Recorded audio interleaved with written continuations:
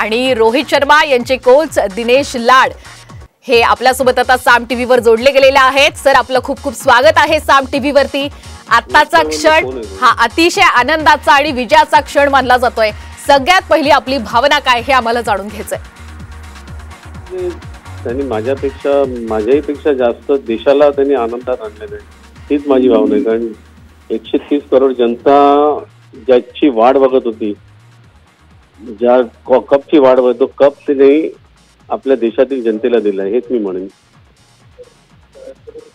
नक्कीच दिनेश सर, आपण ज्या पद्धतीने आपल्या भावना व्यक्त केला, रोहित शर्मा जो या टीम इंडियाचा कॅप्टन आहे, रोहित सेना म्हणून खरं तर या टीमला ओळखलं जातं, थोडंसं एक त्याच्याविषयी काय सांगणार? एक वैयक्तिक आयुष्यामध्ये एक प्लेयर म्हणून तो कसा घडला? प्लेयर म्हणून तो घडला म्हणून तर आज एवढं त्यांनी कामगिरी केली आहे ना। कारण त्याला मी बघितलं तेव्हा तो ऑफ स्पिनर म्हणून बघितलेला, मग त्याच्यामध्ये बॅटिंगची गुणवत्ता बघितला, त्याला म्हटलं तू बॅटिंगवर जास्तीत जास्त फोकस कर, आणि त्यांनी ते केलं। टॅलेंट त्याच्याच होतं, पण त्यावेळेस मी जर डिसिजन घेतलं नसतं त्याला बॅट्समॅनच्या मध्ये प्रमोट करायचं तर कदाचित रोहित बॅट्समॅन झाला नसता असं मला वाटतं। पण आज मला गर्व आहे की आज एक असा खेळाडू मी देशाला देता ज्यांनी आपल्या देशाचं नाव पूर्ण जगभरात केलं, म्हणजे याच्यासारखा आनंद मला काहीच नाही। आणि मी सगळ्यात हे म्हणेन की आज मला त्यांनी मोठी गुरुदक्षिणा दिली, म्हणजे आज जगातला सगळ्यात श्रीमंत माणूस मला केला तो। आणि खरंच तुमचंही खूप खूप अभिनंदन, कारण रोहित शर्मा आपल्या तालमीमध्ये पुढे तयार झाला आणि आज टीम इंडियाला त्यांनी विजय मिळवून दिलेला आहे। दिनेश सर, पुढचा प्रश्नाला मला असाच विचारायचा आहे की ज्या पद्धतीनं गुरु चांगला मिळाला की अर्थात शिष्यही चांगला घडतोच, आणि याच टीम इंडियाचे कोच म्हणजे राहुल द्रविड, एक यांच्याविषयी यांच्या स्ट्रॅटेजी विषयी आपण आपलं मत काय सांगणार? नाही, खरोखर राहुल म्हणजे एक शांत कोच होता, म्हणजे त्यांनी बरोबर कसं हँडल केलं मला माहिती आहे। आपण ICC वर्ल्ड कप जिंकलो त्याच्यानंतर, पण आता जिंकलो, पण ओव्हरऑल जर तुम्ही बघितलं तर त्याच्या कोचिंग खाली आपण बऱ्याच टुर्नामेंट जिंकलो आहेत, आपण बऱ्याच टेस्ट मॅच जिंकलेलो आहे। त्याच्यामुळे राहुल बद्दल तर बोलणं म्हणजे एक one of the best coach असं मी त्याला उपमा देईन। अगदी धन्यवाद दिनेश लाड सर, आपण साम टीव्हीशी बातचीत केल्याबद्दल आणि आपली प्रतिक्रिया दिल्याबद्दल।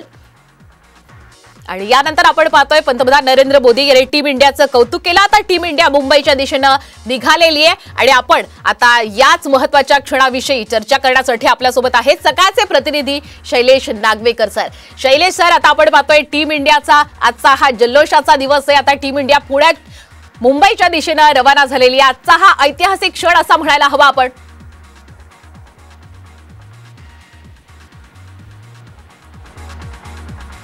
शैलेश सर, माझा आवाज आपल्यापर्यंत येतोय? आपण पुन्हा एकदा सकाळचे क्रीडा प्रतिनिधी शैलेश नागवेकर सर यांच्याशी संपर्क साधण्याचा प्रयत्न करूयातच, पण आजचा दिवस अत्यंत महत्त्वाचा आणि विजयाचा दिवस आहे, कारण टीम इंडिया 17 वर्षांनंतर आपल्या नावावरती आता T20 वर्ल्ड कप केलेला आहे आणि 4 दिवसांच्या प्रतीक्षेनंतर आता विश्वविजेती टीम इंडिया आता भारतात दाखल झाली। आपण पुन्हा जाऊयात आमचे सकाळचे क्रीडा प्रतिनिधी शैलेश नागवेकर यांच्याकडे। शैलेश सर, आता टीम इंडिया भारतात दाखल झाली आहे, दिल्लीत जंगी सेलिब्रेशन झालं, आता मुंबईच्या दिशेनं टीम रवाना झालेली आहे। अतिशय ऐतिहासिक असा हा आजचा दिन आपण म्हणायचा का?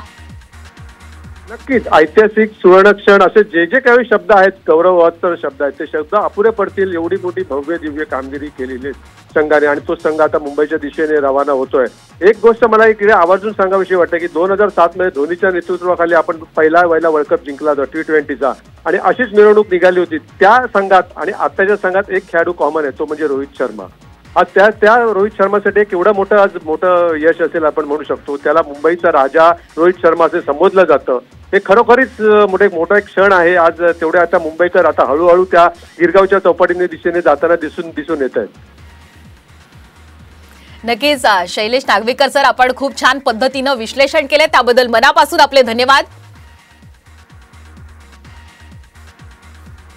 आपण टीम इंडिया आपण पाहतोय जेव्हा पंतप्रधान यांच्या निवासस्थानी दाखल झाली त्यावेळी कशा पद्धतीनं आदर सत्कार त्यांचा करण्यात आला, फोटो सेशन जंगी झालेले आणि ही चकचकती ट्रॉफी हातामध्ये घेतलेला रोहित शर्मा आपण पाहतोय। आणि यानंतर आपण साम टीव्हीवर आपल्याशी बातचीत करण्यासाठी आहेत क्रीडा विश्लेषक प्रसन्न संत सर, आपण त्यांच्याशी थेट बातचीत करूयात. प्रसन्न संत सर, आपलं साम टीव्हीवर खूप खूप स्वागत आहे. आपण जसं पाहतोय टीम इंडिया भारतात दाखल झाली, सगळीकडे जल्लोष उत्साह पाहायला मिळतोय. या टीम इंडियाच्या विजयाबद्दल आपण आपलं मत काय मांडणार?